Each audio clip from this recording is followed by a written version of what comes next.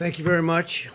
At my direction, the Centers for Disease Control and Prevention is issuing guidance for communities of faith. I want to thank Dr. Redfield and the CDC for their work on this matter and all the other work they've been doing over the past, what now seems like a long period of time. Today, I'm identifying houses of worship, churches, synagogue, and mosques as essential places that provide essential services. Some governors have deemed liquor stores and abortion clinics as essential, but have left out churches and other houses of worship. It's not right. So I'm correcting this injustice and calling houses of worship essential. I call upon governors to allow our churches and places of worship to open right now. If there's any question, they're going to have to call me, but they're not going to be successful in that call. These are places that hold our society together and keep our people united. The people are demanding to go to church and synagogue, go to their mosque. Many millions of Americans embrace worship as an essential part of life. The ministers, pastors, rabbis, imams, and other faith leaders will make sure that their congregations are safe as they gather and pray. I know them well. They love their congregations. They love their people. They don't want anything bad to happen to them or to anybody else. The governors need to do the right thing and allow these very important, essential places of faith to open right now for this weekend. If they don't do it, I will override the governors. In America, we need more prayer, not less. Thank you very much. Thank you. Mr. President, will you be going to church? Mr. President, what is your All right, everyone. It's a pleasure to join you today. That was a great announcement from President Trump. I'd like to introduce Dr. Birx right now. She has a wonderful presentation pursuant to Reopening America and some great data to share with you, so I'll let her kick this off. Thank you, Kayleigh. If we can have the first slide, please. I wanted to start out with a summary of the number of Americans we have lost to date. But the exciting thing for all of us is the decreasing mortality over time. And I think it both is a real aspect of the amazing healthcare workers on the front line, the ability of people to share at the front line how best to care for the patients, and the continuous decrease in mortality over time. Next slide. The other thing that has decreased significantly over the last month is new hospitalizations. We can see now that there's over a 50% decline in new hospitalizations. Although every region of the country is different, we are encouraged to see these new hospitalizations declining. Next slide. I've talked before about the extensive surveillance that CDC has made available to this country. This is looking at their syndromic surveillance from emergency rooms. You can see that both COVID-like illnesses, shown in the orange and shown in the blue, influenza-like illness, taking up both of those cases together, you can see significant declines week over week. A number of people coming to the emergency room with these illnesses. That goes along with our new hospitalizations. What we like to do is triangulate data, put data together from multiple sources to see if we're seeing the same trends so that we can ensure that we're making progress together. Next slide. This is their influenza-like illness surveillance system that has been up and running for more than a decade now. You can see each of the influenza peaks of this last year. I think that's very important to remind people of because we had influenza A, influenza B, and then we had COVID-like illness. And while we know it's COVID, that's the last orange peak. What we really find encouraging is across the country, we are below baseline. Why is that particularly important? Now, these are reported state by state, county by county. So each county will be able to see precisely where they are. And then if there's changes in this, it becomes yet again an early alert system. So I've showed you two early alert systems. One of them, emergency rooms visits based on our syndromic illness qualifications. that the CDC has up on their website, and then the influenza-like illness. And again, to the American people, all of these are available on the CDC website under COVID-19 cases and surveillance. Next slide. Now, I want to show you, I'm going to go through these very quickly. This is where we started. This is influenza-like illness. The red, and the darker the red, the more significant the influenza-like illness is in that state. So you want to get to green. So this is the week ending March 28th. I think many of us can remember what that week was, and this was when we were at the very beginning of our acceleration into logarithmic phase. Next slide. This is April 4th. You're starting to see some of the states already turn green. Next slide. April 11th, more of the country. Next slide. April 18th. Next slide. April 25th. Next slide. May 2nd, and you can see, and I really call your attention to, there's a orange area on this slide, and you can see that it's the Maryland area, and we've been calling that out for a while, the high plateau in Maryland. You can also see Minnesota and Wisconsin. Next slide. And then you can see Wisconsin still. You can see Maryland is yellow. Next slide. I want to turn just a moment, and I know that took you through a lot of slides quickly, but I think we can see as a country we have decreasing amount of illness, both at the emergency room and reported through the influenza-like illness. Two of the surveillance systems that the CDC has up and running, these come from the states, they come from the counties, and many of the states have these also on their websites. We talked earlier about how we had prioritized testings to the area that had the most significant disease. And you can see now Rhode Island has led all of the states. It's almost up to testing 12% of all of their citizens. That's followed by New York, and you can't see New York, but that's the very next one, New York, and then North Dakota. And so you can see that, well, you could. Yeah, you can see that most of the high burden areas of the United States had more than 6% testing. That's when I think you heard from Admiral Giroir, we wanted every state to test at least 2% of their population during May. You can see 100% of the states now are over 2% of their population. And we'll fix this slide so you can see every state, but many of the states now are over 4%. And this is just after getting all the materials to ensure that they have adequate transport media and swabs. So we're encouraged by the progress that many of the governors and states have made in their testing of their population. It is also why we took the opportunity to really encourage governors, and it was to encourage governors to test 100% of the nursing home residents and staff, because many of our outbreaks that we have seen over the last 2 months have started in nursing homes. Next slide. Now, this is a complicated slide, but this is trying to show you how we triangulate data. So I took you through our surveillance systems. I've taken you now into the start of how we use laboratory data to really understand what's happening both in the metros and at the state level. This is every single state. And you can see the triangles, the top part that you can see, the little triangle-y pieces are the diamonds.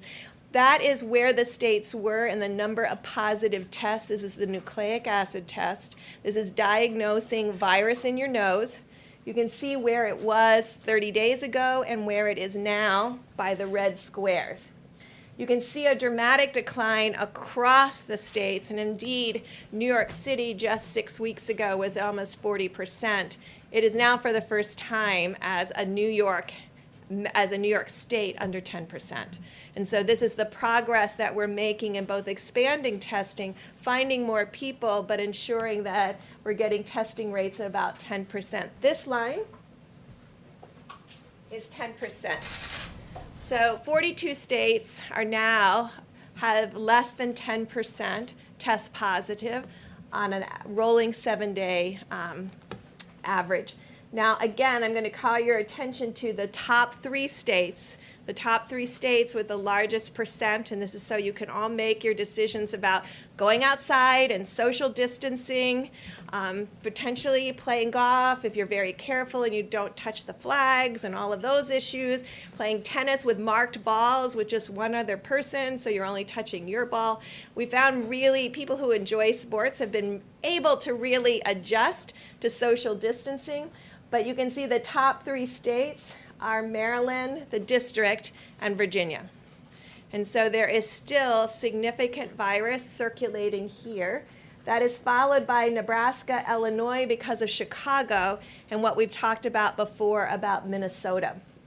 So those are our top states as far as still having high number of test positives.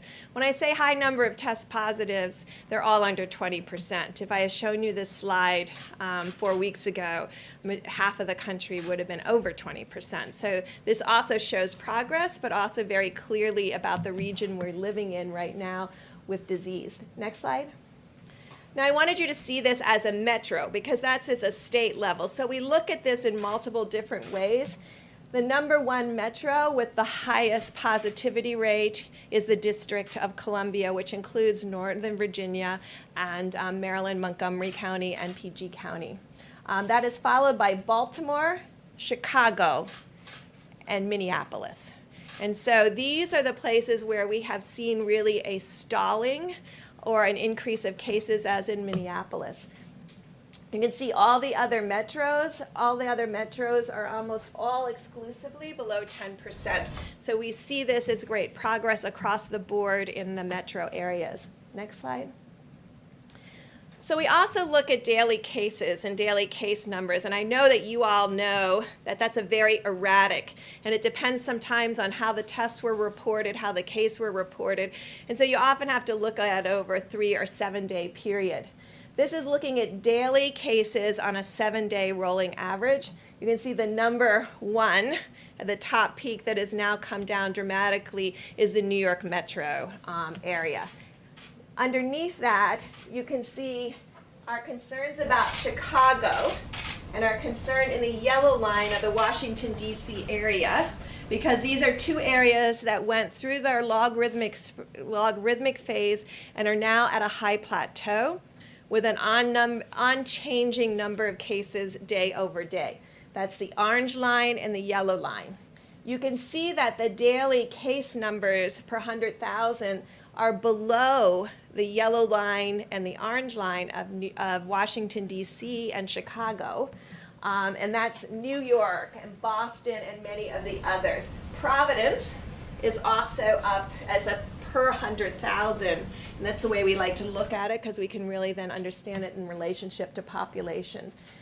The other groups that have very low levels that once had a peak, this is Detroit, very low level now. This is Boston in the gray, which has come way down also. And you can see down here is Atlanta and Miami. Next slide. Now, sometimes, and I think recently there have been publications about where the world was before we started the Stop the Spread and before many states shut down. And just to take you back to that moment, on March 14th, before Stop the Spread, this is showing New York. I didn't even put March 14th on there because New York on March 14th had less than 50 cases reported. Chicago had less than 10. Washington had less than 10. LA had less than 20. The large state at that time that had a significant number of cases was the Washington area, Washington state, which had 100 cases. On March 14th, we had about 500 cases distributed around the United States, not in any dramatic hotspot per se, but the majority of those cases and the hotspot at that moment was Washington state.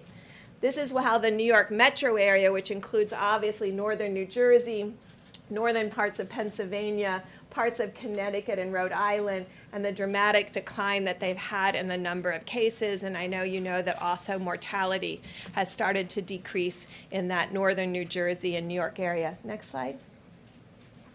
But I wanted you to see how we bring all this information together on a daily basis. The red line in this graphic are the emergency room visits. So those are the syndromic visits that I discussed with you at the beginning.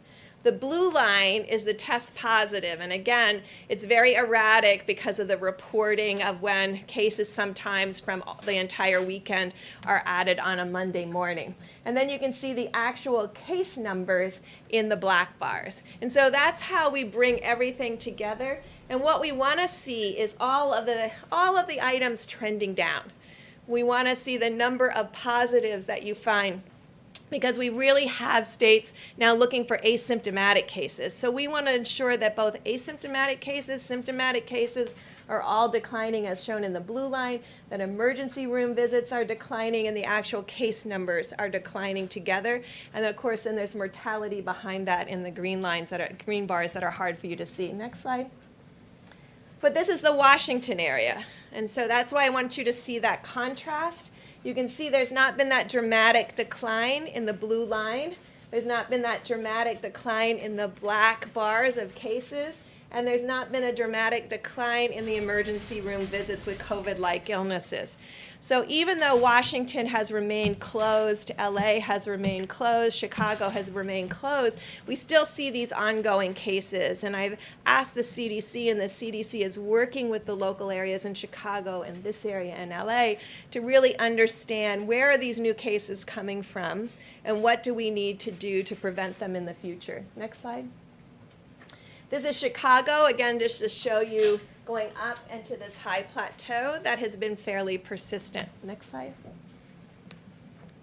And this is Los Angeles. So you can get a flavor of where we have concerns, of where cities have remained closed and metros that have remained closed but have still persistent high number of cases. Next slide.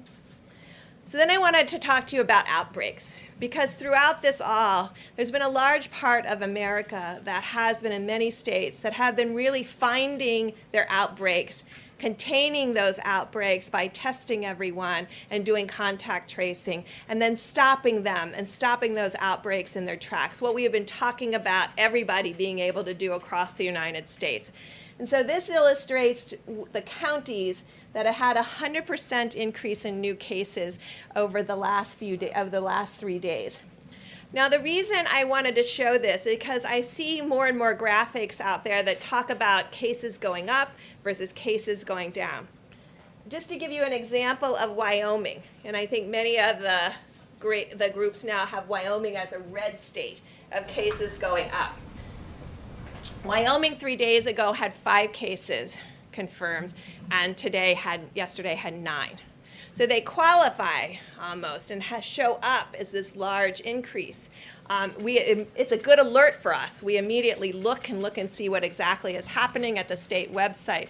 But you can see when you have very low number of cases, you can have a doubling from 5 to 10 number of cases and show up as a 100% increase. And so each of these have to be investigated separately to really understand what this is. It is the way we find outbreaks in prisons. It's the way we have been finding outbreaks in nursing homes. And we have this graphic. It goes through all of the counties as well as, next slide. So this is one state's analysis. What they have shown, and they have been able to find each of their outbreaks, contain every one of their outbreaks, close those outbreaks and call them closed cases. In this case, the dark blue is community spread. The rest of it, 50% of their cases, have been coming from outbreaks that they've been able to contain. The largest group in this is meatpacking plants. And what they've been doing is going in and testing 100% of the individuals in the meatpacking plant and also finding 100% of the individuals that are associated with those individuals in the meatpacking plant. They've been able to go into group housing, social gatherings. So just as we discuss all of this, and when you go out for this weekend of Memorial Day and you want to do some kind of social gathering, it's very important to maintain that 6 feet distance and very important to have your mask with you in case that 6 feet different distance cannot be maintained. But it also talks about long-term care facilities. Now, interestingly enough, 50% of their total cases, since they've been tracking, came from these outbreaks. Almost 70+%, 76 of all their mortality, though, came from these outbreaks. And this is why we have been really pushing both in the original Opening Up America Again, in the testing blueprint, we talk about proactive surveillance, proactive monitoring and testing in areas that you know are particularly susceptible to outbreaks. Every state has this knowledge now and this type of analysis. And so when they have these kinds of analysis, what we're asking them to do is proactively go and test everyone in meatpacking plants, to proactively go and test 100% of the residents and workers, and then a follow-up of the workers in every single long-term care facilities. And this is to find the asymptomatic cases. I know CDC yesterday released that they thought 35%. We started with the understanding that we thought it was around 11 to 15% based on the experience with one of the princesses, but now we know it's at least 35. It may be greater than that because it may be so age dependent that there may be a lot of people under 30 that have the virus and are shedding the virus and aren't aware that they have the virus. And so proactive monitoring, proactive testing will become absolutely critical to find these asymptomatic cases. Next slide. So this is my last slide, and this is just to show you what an outbreak looks like. So if you look at this axis, it's normalized through 100,000 population. But you can see this is what we want to see. We want to see very low case number. We want to see that they've identified an outbreak. They've tested 100%. They've contained 100%, and then they don't find any more cases. And so this is what's happening across the country, county by county. This is a county map to really show you the work that's going on. And since the last 2 months, we've gone from, I think, less than 4,000 contact tracers to nearly 50,000 contact tracers. And this is what's been happening behind the scenes. But I really want to applaud the governors and state and the health and local, the health commissioners and the local health departments who have really been working quietly in an unassuming way to really find these cases, track these cases, isolate these cases, and ensure there's no additional spread. And you can see in many of these instances, they've gone more than 2 weeks without any additional spread. And so this is what we are hoping goes across the United States. Now, we all have to admit it's going to be much more difficult in metro areas because you have to really identify where are those asymptomatic cases and how will you find them. And it's why there's been a lot of additional resources going into disadvantaged areas and to the federal community clinics to be able to proactively be able to test for this virus and find asymptomatic individuals. When someone gets sick with COVID, excuse me, when someone gets sick with COVID, you've heard the cases. Some of them have very high fevers. And so they're not out walking around. So they may have been shedding virus for 1 or 2 days before they got significantly ill and they had to be in bed because they felt so terrible. Now think of that, they were maybe out 2 days. And so if they're 50% of the cases, they're only out for 2 of the days that they may be spreading virus. An asymptomatic individual that doesn't know they have COVID, they may be spreading and shedding the entire time that they're in the community. So instead of 2 days, it may be 6 days, or it may be 7 days. And so when we talk about proportions, 35% that are asymptomatic that are out in the community is a much more opportunity for transmission than someone who is getting sick and is only out in the community for 2 days. And so we know we have to find both, and we've been working with states about what proactive surveillance would look like in this case to find people who are asymptomatic. But it's also why we continue to recommend to the public very clearly that you can't tell who's infected. And so that's why you have to continue to social distance. That's why you need to continue to maintain 6 feet apart. I remember in the early days of HIV, people told me all the time that they knew who was infected. And I would say, you don't know who's infected. I could be infected. You're just saying you don't think I'm infected because I look healthy. There's a lot of healthy people out there with COVID that look healthy. And so we're asking continuously for you all to be outside, to enjoy your Memorial Day weekend, to play golf, to hike, as Dr. Fauci said, to play tennis with mark balls, and to be out with your families that you have been in the household with, and to even consider sharing social distance space as long as you have utensils that belong to individuals and that maybe can be thrown out immediately. There's a lot of things to think through. I know you can do this. I know the American people can do it. And so please, as you go out this weekend, understand you can go out, you can be outside, you can play golf, you can play tennis with marked balls, you can go to the beaches if you stay 6 feet apart. But remember that that is your space, and that's a space that you need to protect and ensure that you're social distance for others. Thank you. I want to start by, Dr. Birx, if I could have you stay here for just a moment or two. Zeke, I believe you emailed me a question about nursing homes and testing this morning. If you want to ask it, I'll have Dr. Birx give you an answer. I think that's great. Thank you. Dr. Birx, last week, or sorry, 2 weeks ago, you and the Vice President of Governors, you wanted 100% of nursing home residents and staff tested within 2 weeks.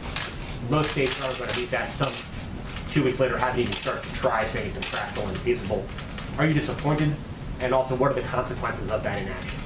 No, I know many of you don't know me. I'm a very aspirational and hopeful person that like to put out challenges because I think that's what needs to be done. You know, we've had it in the Open Up America guidance where we asked them to test all the nursing homes, nursing home residents and workers. We know that that group is very susceptible and has significant mortality.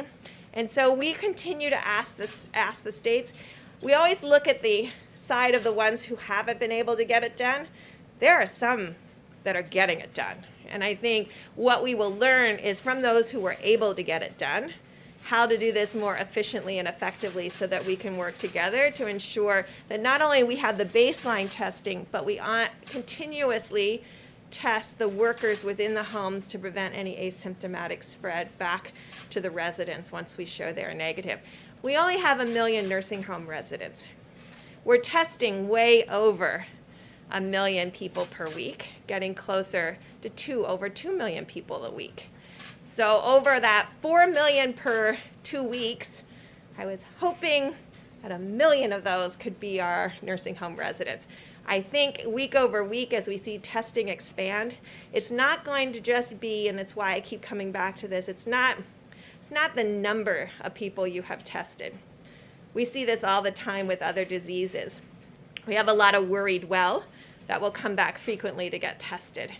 We want to test, and we want states testing in areas where we know there's higher vulnerability to susceptibility to worse outcomes, like our nursing homes, areas where we know there have been outbreaks, such as prisons, meatpacking plants, particularly areas where people are transported to plants together or live together in a single residence or multiple residents, but there's multiple group home kind of housing situations.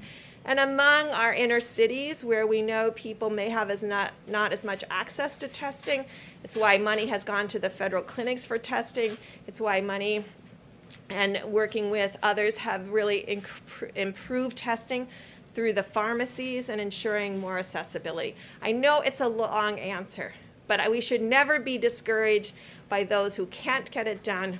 We should be encouraged by those who have shown us that it can be done.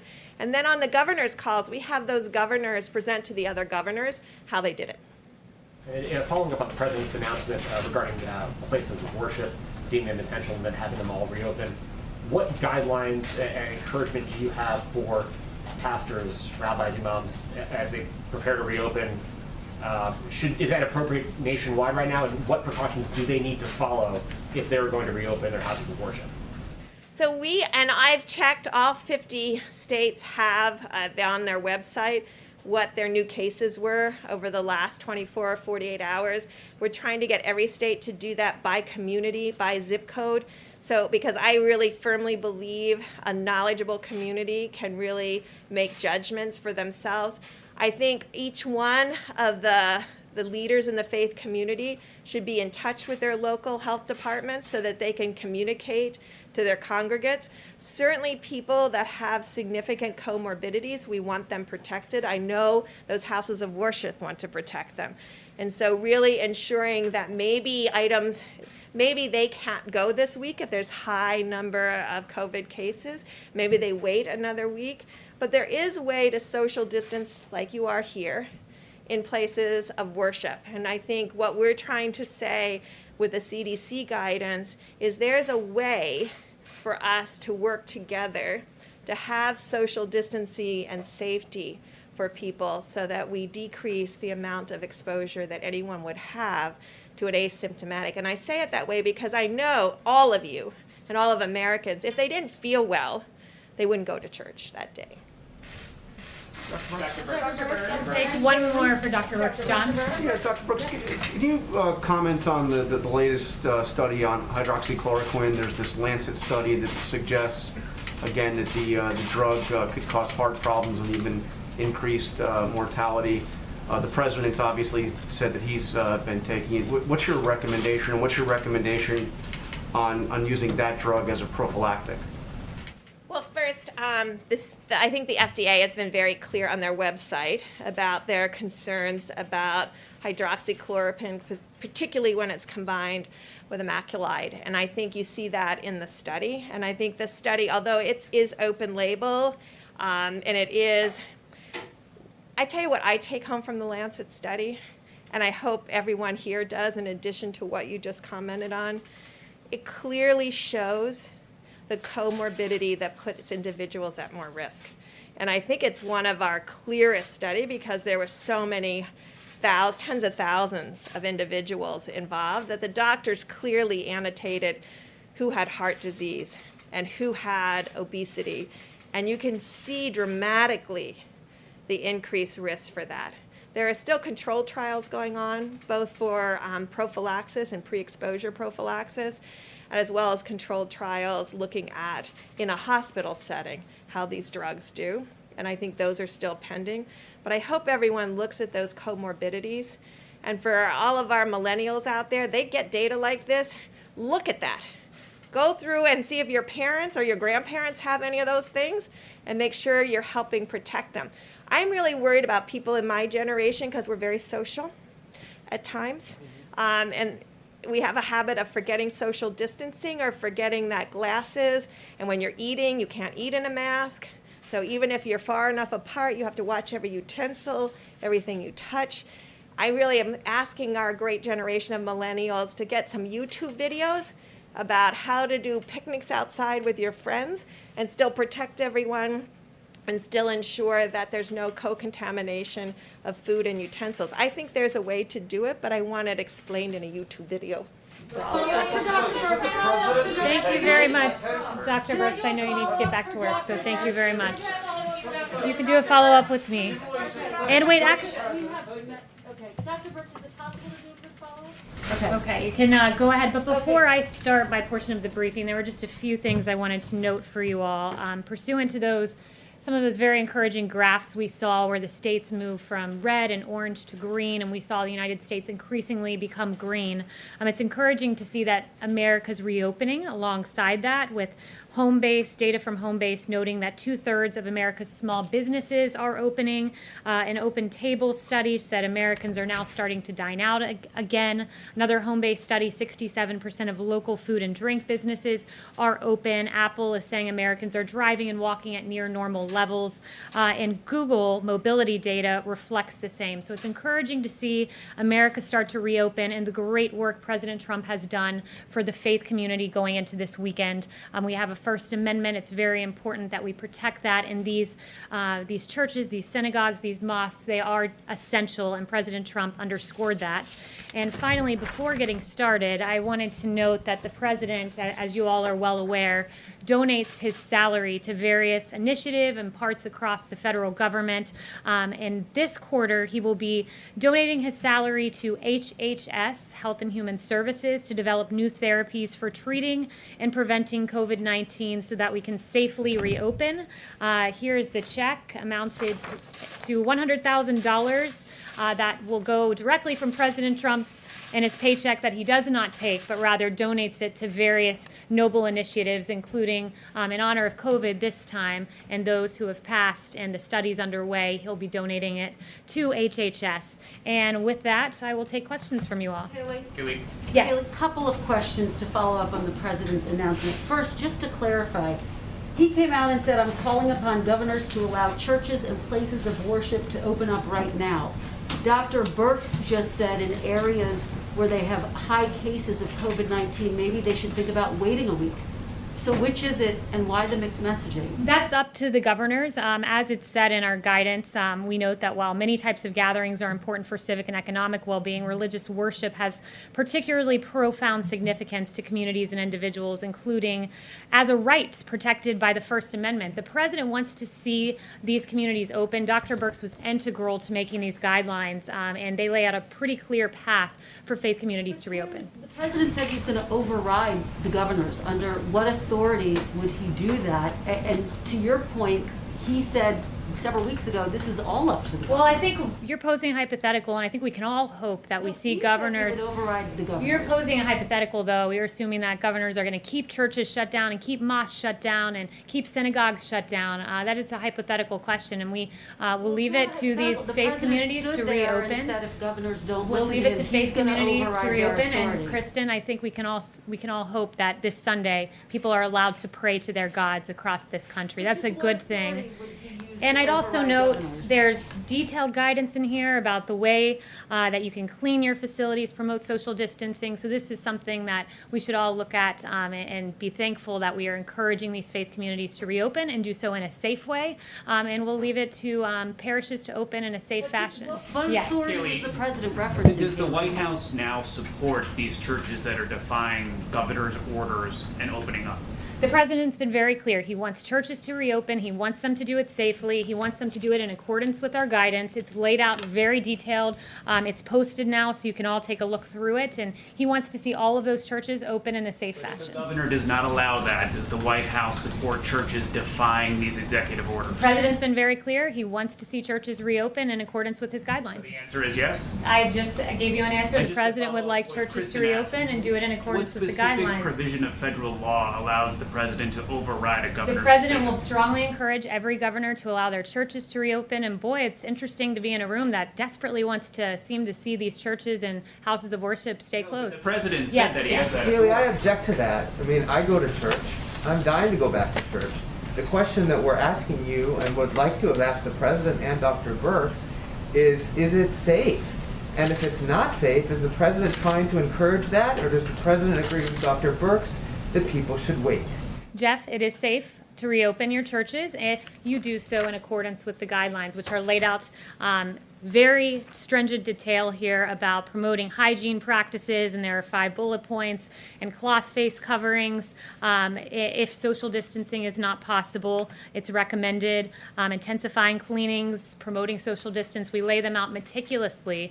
So I am thankful that we have a president that celebrates the First Amendment. The same amendment that gives you all the ability to ask me questions is there to have the freedom of worship. So imams and pastors can go to their churches, can go to their places of worship, and can celebrate what is a First Amendment right in this country, which is to pray to your God and to practice your faith. And we Chanel. celebrate that too. I just want to follow up by saying we celebrate that too. And so we Certainly should the be First thankful that Amendment there are part. guidelines But to we're allow not- us to but we're not re-engage in asking- that behavior. We're not asking you if the president or people are allowing Americans to pray. That's not the To question gather that in people their are places asking of here. worship, to attend church services, to pray together. And the president has laid out a clear path. The CDC has laid out a clear path for this to take place, for our First Amendment to be exercised in a way that is safe and robust. And that is something that is a good thing, and I'm thankful that we have a president who celebrates the First Amendment and helps it to be celebrated in its fullest and most robust way possible. Chanel. Thank you, Kayleigh. I'd like to switch gears, asking about President Obama. We had we had an interesting article from Joel Pollak this morning, and I would like to ask you if the president has considered pardoning President Obama for illegally wiretapping on Trump Towers, illegally spying on U.S. citizens, and other potential crimes out there. Has he considered that? So I have not spoken to the president about that, but who I did speak to about President Obama and unmasking Michael Flynn were the men and women in this room. I haven't spoken to him on that specific point, have spoken to him about the matter generally, and I laid out a series of questions that any good journalist would want to answer about why people were unmasked, and all sorts of questions. And I just wanted to follow up with you guys on that. Did anyone take it upon themselves to pose any questions about Michael Flynn and unmasking the President Obama spokesperson? Oh, not a single journalist has posed that question. But Okay. Michael Flynn's name wasn't So masked. I would like Kayleigh- to lay Kayleigh. out a series of questions, and perhaps if I write them out in a slide format, maybe we're visual learners, and you guys will follow up with journalistic curiosity. So number one, why did the Obama administration use opposition research funded by a political organization and filled with foreign dirt to surveil members of the Trump campaign? Number two, why was Lieutenant General Michael Flynn unmasked? Not by the intel community entirely, but by Obama's chief of staff, by the former Vice President Joe Biden, by Susan Rice, by the Treasury Secretary. I mean, this is extraordinary. And, you know, if it were political appointees in the Trump administration, I can guarantee you I'd have questions in my inbox right now, but apparently Obama's spokesperson does not. Why was Flynn's identity leaked in a criminal act? It is a criminal act to leak the identity of Michael Flynn to the press, but it happened. Where are the questions to Obama's spokesperson? Because my team would be running around this building should this have happened under the Trump administration. Why did the DOJ, Sally Yates, learn about the unmasking from President Obama? So much for going by the book. As Susan Rice said 3 times, thou doth protest too much, Susan Rice. And then finally, question number 5. Why did James Clapper, John Brennan, Samantha Power, and Susan Rice privately admit under oath they had no evidence of collusion while saying the opposite publicly? It's a long weekend. You guys have 3 days to follow up on those questions, and I certainly hope the next time I ask, some hands go up, because Obama's spokesperson should be asked those questions, because President Trump's spokespeople certainly would be.